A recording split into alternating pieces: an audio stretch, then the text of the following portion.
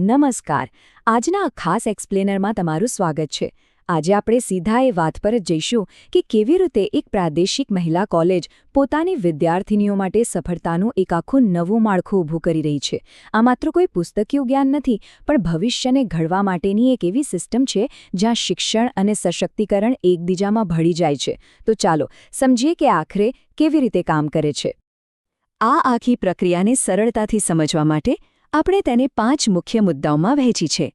આપણે શરૂઆત કરીશું મહિલા સશક્તિકરણથી અને પછી જોઈશું સંસ્થાના 2 મુખ્ય આધારસ્તંભ સર્વાંગી વિકાસ અને કારકિર્દીની પ્રગતિ.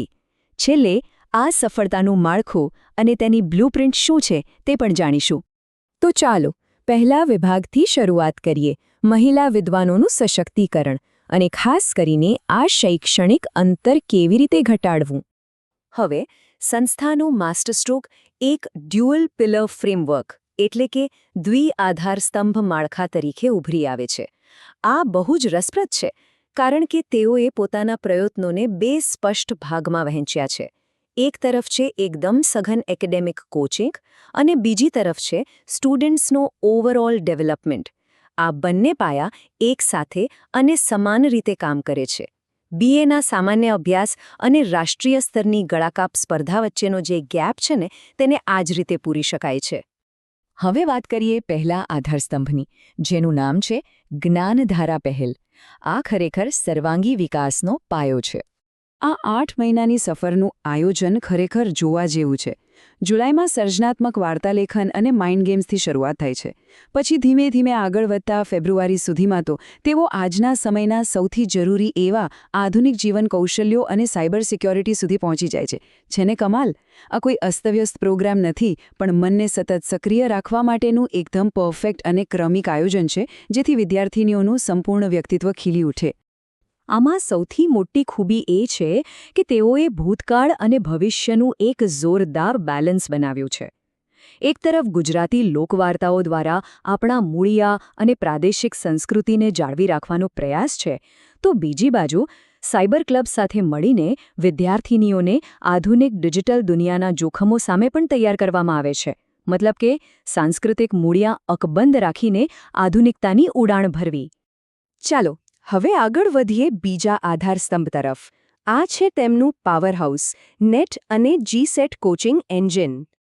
આ વિભાગમાં ગુજરાતી, હિન્દી અને અર્થશાસ્ત્ર જેવા વિષયો માટે એક જબરદસ્ત કોચિંગ એન્જિન ચલાવવામાં આવે છે. અને સૌથી મોટી વાત ખબર છે શું છે? આ 100% ફ્રી છે, બિલકુલ મફત. વળી તે ખાસ કરીને માત્ર મહિલા ઉમેદવારોના સશક્તિકરણ માટે જ ડિઝાઇન કરાયું છે. અહીં નિષ્ણાતો દ્વારા તેમને એવું માર્ગદર્શન અપાય છે કે તેઓ નેટ અને જીસેટ જેવી અઘરી રાષ્ટ્રીય પરીક્ષાઓને પણ આસાનીથી ક્રેક કરી શકે.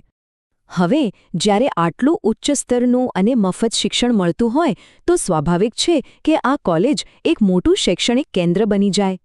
ડિજિટલ પ્લેટફોર્મનો સ્માર્ટ રીતે ઉપયોગ કરીને તેઓ માત્ર સ્થાનિક જ નહીં, પણ પોરબંદર, હિંમતનગર, વીરપુર અને રાજેન્દ્રનગર જેવી અલગ અલગ જગ્યાઓથી તેજસ્વી અને મહત્વાકાંક્ષી વિદ્યાર્થીનીઓને આકર્ષે છે. ખરા અર્થમાં આ પહેલ હવે ભૌગોલિક સીમાઓ ઓળંગી ચૂકી છે. હવે આવે છે આપણો ચોથો વિભાગ, સફળતાનું માળખું અને સ્પર્ધાત્મકતાનું નિર્માણ કેવી રીતે થાય છે તે. ઉદાહરણ તરીકે આપણે જોઈએ કે હિન્દી વિભાગમાં આ સિસ્ટમ કેવી રીતે કામ કરે છે.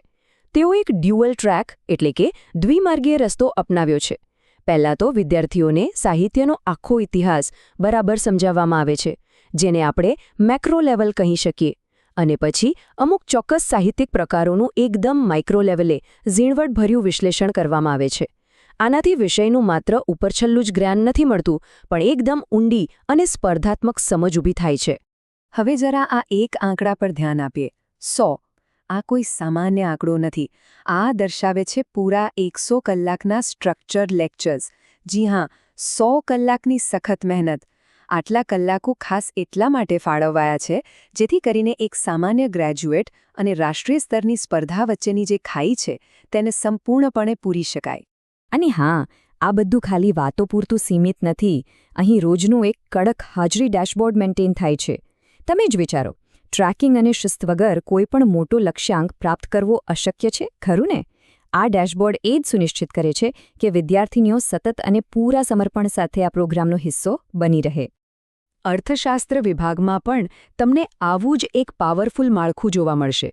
તેમણે પોતાની આખી સિસ્ટમને 4 મજબૂત સ્તંભો પર ઊભી કરી છે: best class instruction, perfect study material, નિયમિત અને સખત મૂલ્યાંકન અને છેલ્લે એક ઔપચારિક સર્ટિફિકેટ દ્વારા મળતી માન્યતા. આખી ઇકોસિસ્ટમ જ એવી છે કે તે દરેક વિદ્યાર્થીનીને સફળતા માટે તૈયાર કરી દે છે. હવે આપણે આજના એક્સપ્લેનરના અંતિમ વિભાગ તરફ આવી ગયા છીએ: ઉત્કૃષ્ટતા માટેની આખી બ્લુપ્રિન્ટ અને તેની દસ્તાવેજીકૃત વાસ્તવિકતા. આ વાસ્તવિકતા આપણી સામે આખી સિસ્ટમનો નિચોડ મૂકે છે, એક સાચી બ્લુપ્રિન્ટ તરીકે. આ સ્પષ્ટપણે સાબિત કરે છે કે કેવી રીતે આ 100 કલાકનું સ્ટ્રક્ચર્ડ એડ-ઓન કોર્સ એક કોમ્પિટન્સી બ્રિજ એટલે કે સક્ષમતા સેતુનું કામ કરે છે. તે એક સામાન્ય બીએના સ્ટુડન્ટનો હાથ પકડીને તેને સીધી જ રાષ્ટ્રીય સ્તરની સ્પર્ધામાં ટકી શકે તેવી મજબૂત અને આત્મવિશ્વાસુ કેન્ડિડેટ બનાવી દે છે. આ ખરેખર એક ગેમ ચેન્જર મોડલ છે. તો અંતે આ આખી વાત આપણને એક બહુ જ મોટો પ્રશ્ન પૂછવા મજબૂર કરે છે. જો માત્ર એક પ્રાદેશિક કોલેજ આવું જબરદસ્ત માળખું બનાવી શકે અને તેને આટલી અસરકારક રીતે અમલમાં મૂકી શકે, તો પછી દેશની અન્ય સંસ્થાઓ આ ડ્યુઅલ પિલર બ્લુપ્રિન્ટ કેમ ન અપનાવી શકે? વિચારો, જો દરેક જગ્યાએ આવું થાય તો મહિલા સશક્તિકરણ અને શિક્ષણનું સ્તર ક્યાં પહોંચી શકે? આજના એક્સપ્લેનરમાં બસ આટલું જ. આ જબરદસ્ત વિચાર સાથે તમને અહીં છોડીને જાઉં છું. જોડાવા બદલ ખૂબ ખૂબ આભાર.